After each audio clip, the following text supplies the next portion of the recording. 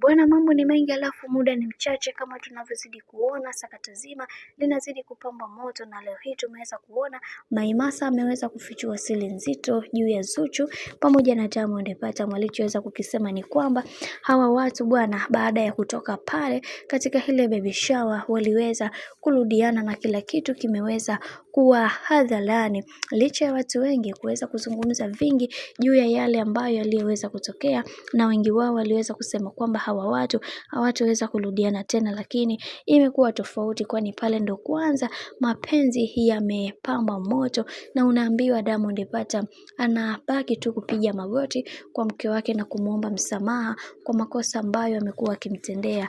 Ila yote tumeweza kuona kaka yetu kipenzi alivyoweza kukiri na kusema kwamba ni kweli amekuwa akimkosea, hivi hana budi kuweza kuomba msamaha kwa namna moja ama nyingine, kwa sababu yeye ni mkosaji na mara zote amekuwa akifanya haya yote kwa ajili ya kuweza kumfanya bibi Zuchu ajisikie vibaya. Hivyo siku hii ya leo ameweza kutambua makosa yake na ameweza kukiri na kusema, naomba anisamehe mke wangu kipenzi, kwa sababu yeye ndiyo pekee ambaye niliwaza mimi na kunifanya niwe wa kipekee sana katika maisha. Najua kuna namna ambavyo nimekuwa nikimkosea, hivyo naomba radhi kwa namna moja ama nyingine, kwa sababu naelewa yeye ndiye mtu pekee ambaye atakayeweza kunielewa. Najua kuna wengi ambao hawataweza kunielewa, ila kwa upande wake ninaamini ya kwamba yeye ndiye mtu pekee ambaye atakayeweza kutambua hisia zangu, ni namna gani ambavyo ninavyoumia kwake,